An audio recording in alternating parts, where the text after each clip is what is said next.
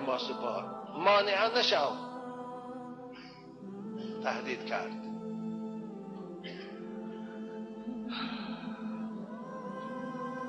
خلاصه انسانی که قرآن را سحر گفت و محمد صلوات ربی و سلامه علیه ساحر خواند، این ولید ابن مغیره بود. خداوند در شأن او این آیه های مبارکی سوره مدثر را همچون تهدید فرستاد. اعوذ بالله من الشیطان الرجیم. وقتی که بسیار پیغمبر آزار داد و مسلمانان مزدزم کمبغل و ناتوان زیر فشار و شکنجه آورد، خداوند به او این آیه ها را به پیغمبرش فرستاد به خاطر تهدیدش. چه گفت؟ ذرنی و من خلقت وحیدا. حبیب من محمد، بگذار این شخص را که من از مادر او را تنها آورده بودم، نه مال داشت و نه ثروت، نه لباس داشت، نه باغ داشت و نه زمین، نه حکومت داشت و نه منصب، وحید بود، این چیز نداشت. و جعلت له مالا ممدودا. من برای او ثروت و مال زیاد دادم. بدبخت آنچنان بای بود که کسی در جزیره عرب به او برابر شده نمیتانست.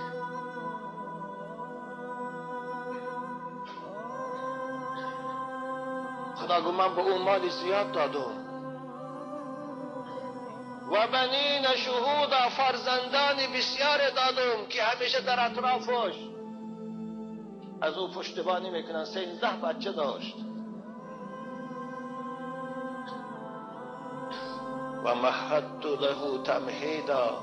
ثروت و پایگیریش، نفوذ و آب و روش زائد کردم. ثم یطمع ان ازید. باز او میخواهد از این زائدتر به او بدهم، در حالی که با دین من، با پیغمبری من، با قرآن من دشمن است و با میخواهد پایگیریش زیاد کنم، با میخواهد شهرت بلند بردارم. خدا چی گفت؟ کلا، حبیب من به این بگو نه، دیگر مالت زیاد نمی شود، دیگر آبرویت زیاد نمی شود، دیگر فرزندانت زیاد نمی شود. این تهدید بود.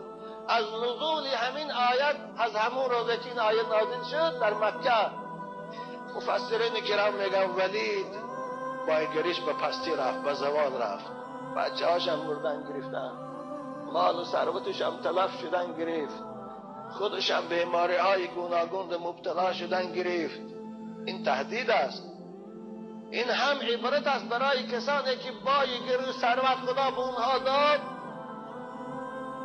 به خاطر دفاع از دین خدا، به خاطر پشتیبانی از دین خدا صرف نمی کنن و به مقابل خدا و دین خدا صرفش میکنن. این تهدید است. خدا میگه من این مالا، این ثروت از اونها با میگیرم، این نفوذ و آب و رو از اونها میگیرم. دوام به آیت شما عزیزان خود از تفسیرها خوانید. خلاصه خالد در خاندان ان همین شخصی ثروتمند، به اصطلاح تاجیکی امروزه گویم، پرورش یافت، بای بچه بود، کلان شد. از سبب هم که خالد بسیار به سپارت محبت داشت، به ورزش، به اسدوانی، به گوشتینگیری. مثل بای بچه های ما راحت ناز نمیدید، طربخانه و عشرت با زنان ناز نمیدید. او همیشه در صحرا بود، همیشه حیات صحرایی رو به خودش ترجیح میداد، به خاطر آب و تاب یافتن بدنش، به خاطر به قوت شدن اعضاهاش. در مکه کم آدم به او برابر شده میتونست. حتی با حضرت عمر در گوشتین برابری میکرد، عمر میافتاند خالد. خلاصه خالد هم چون پدرش و چون برادراش دشمنان سرسخت اسلام بودند. یعنی خاندانی که باید تربیت یافت به خدا و پیغمبر دشمن بود. معلوم است که فرزندی او چگونه تربیت می‌یابد. تا سال 8 هجرت، این عزیزان من توجه کنید، 19 سال پیغمبر عزیز ما را، اسلام عزیز ما را گذشتش. خالد دشمنی سرسخت اسلام بود.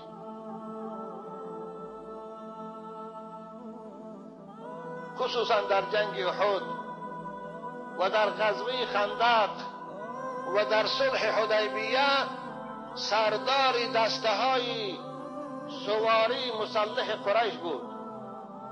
این سواره ها که یک دسته بودند، آتریت بود، به اصطلاح امروزی سردار همون دسته سواره ها خالد بود. بسیار ناترس و شجاع و با غیرت بود. در غزوه احد همین خالد بود که مسیر جنگ تغییر داد. جنگ اول در بفایده مسلمانا بود، اما خالد که خیلی جنگاور بود، خیلی تاکتیکی جنگی رو خوب میدانست، خیلی مهارت عالی جنگاوری داشت، از پشت با دسته های خود رفت، از بالای کوه تیراندازای پیغمبر موندگی رو نابود که از شهادت رسانید، از پشت هجوم کرد. در این جنگ خونین 72 نفر صحابی رسول اکرم از جمله سید الشهدا حضرت امیر حمزه شهید شدند، با دست خالد شده بود.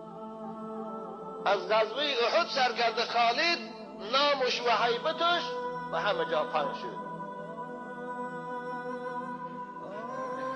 خلاصه کلام، وقتی که رسول اکرم هجرت کرده آمد، 8 سالی دراز خالد به مقابل اسلام و به مقابل مسلمانان مستضعف جنگ میکرد. حتی در صلح حدیبیه هم پیش رسول اکرم در آمدن شب با قوه های مسلح سوارش خواست که گیرد. خالد بسیار ناترس بود. خلاصه این جوانمرد شجاع و این فرمانده قشونهای سواری مشرکان عرب و قریش چگونه شد که مسلمان شد؟ اکنون در ایام کفر او را زیاد نمیگویم عزیزان، من حاجت برای ما نیست. در حضرت خالد بعد که اسلام آوردن گریه میکردن، میگه خدایا کاش که امروز از مادر تولد بشد.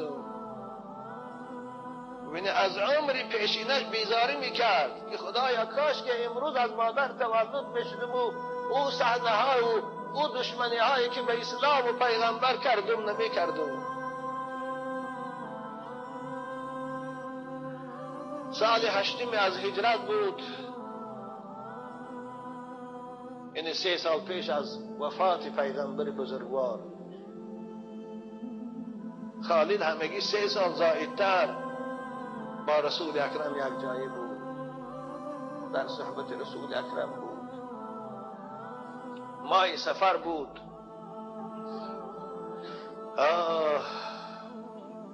رسول اکرم صلوات ربی و سلامه علیه برای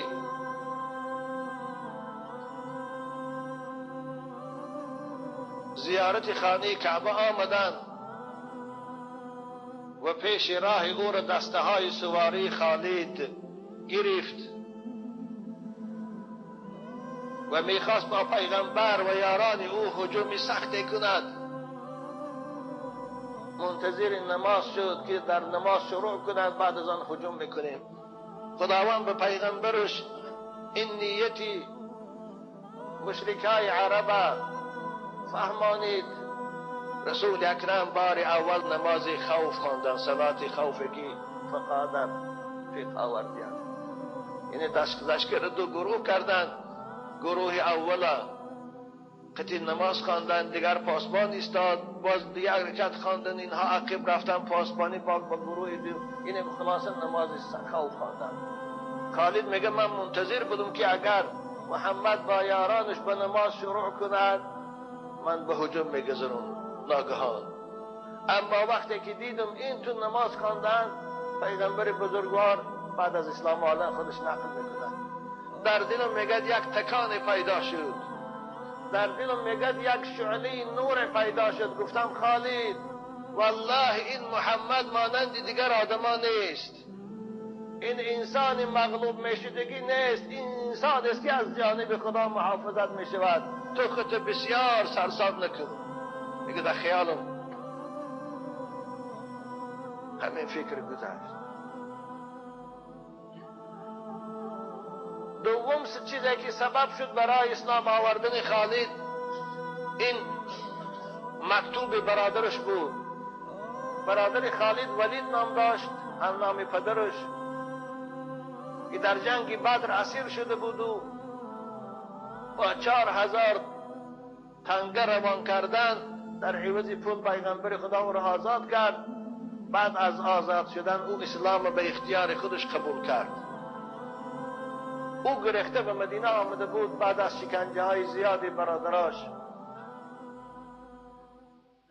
همراه رسول اکرم در عمرة القضا که مکه را مشرکا خالی کردن و موافق صلح بستگیشان برای پیغمبر 3 روز، ولید میگوید همراه پیغمبر خدا به مکه آمد. برادر خالد خود حکایه میکنه، میگه برادرم من خیلی کافت است در مکه، از سبب آنکه من نفرتی به اسلام و مسلمانان داشتم از شهر مکه برآمده رفته بودم تا به چشمم نبینم که اونها چگونه مکه در آمدن و خانه کعبه را زیارت کردن. برادرم میگه من خیلی جستجو کرده است اما نیافت. برای من مکتوب نوشت و مضمون مکتوب همین بود: بسم الله الرحمن الرحیم. خالد برادر عزیز، من تو را خیلی جستجو کردم اما معالاسف نیافتم. وقتی که من در مکه بودم پیغمبر خدا از من پرسید که برادرت خالد کجاست؟ گفتم یا رسول الله نمیدانم، نیافتم او را، لیکن امیدوار هستم که خداوند او را به زودی به نزد شما میبیارد. ببینه ولید کرامات شد. وقتی که این سخن پیغمبر شنید به من گفت ما مثل خالد یجهل الاسلام. ولید آخر مانند خالد بارین شخص شجاع و جوان مرد و توانا و با فراست نباید که اسلام نشناسد. خالد آنقدر عقل و آنقدر درایت داشت که وای باید از فضیلت اسلام محروم نموند. اگر او پیغمبر گفتن این مهارت جنگی خدا، این شجاعت و کارنمایی خدا برای رواج اسلام و پشتیبانی از مسلمان ها صرفش میکرد، چی در پیشگاه خدا اجری میگرفت؟ رسول اکرم میگن این گپ گفت. ولید میگن من گفتم برادر عزیز خالد، این سخنهای پیغمبر است در حق تو فرصتهای خوب را از دست دادی، حالا هم وقت هست، باز بیا به پیغمبر ایمان بیار تا از این حیات با سعادت به نصیب نمونی. این مکتوبی میگه برادرم به دست من رسید. خالد خود نقل میکنه خیلی من خیالی شدم، در دلم ذوقی ایمان آوردن پیدا شدن گرفت، اما غرور و ناموس جاهلیت من حال هم نمیگذاشت. در اندیشه بودم، در خیال بودم. میگه یک شب از شبها خواب دیدم که در یک بیابان خشک به آب گرمای سخت دیدم، رفته ایستادم که بسیار عذاب کشیده ایستادم، بسیار مشقت برام هست، قریب خوف هلاکت بود. خوابش ده حضرت ترسیدم، عذاب کشیده از این بیابان برآمدم، یک جای یک باغی سبز و درخت و پرمیوه رفتم که روح انسان از دیدن او شاد می شود. در همون خوابم خرسندانه بیدار شدم. گفتم والله ان همون بیابان خشک و به آب پر عذاب این حیات جاهلیتی من است. این باغ سبز و خرم پرگیاه پر درختان میوه‌دار، این اسلام عزیز است. خالد میگه خود به خودم گفتم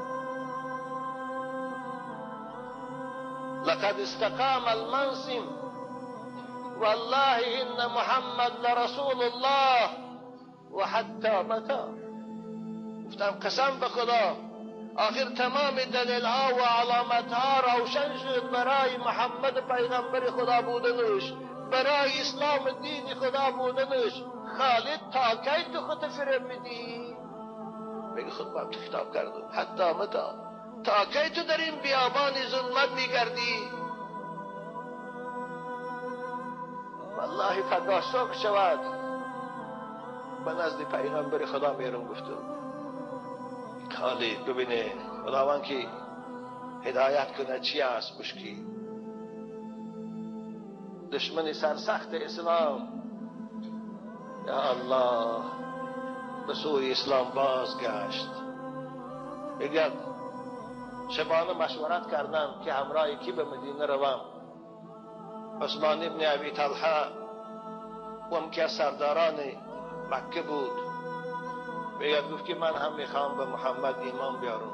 خسته شدم از این بت پرستی ها، از این رذالت ها، از این فحشا، از این بیادابی ها.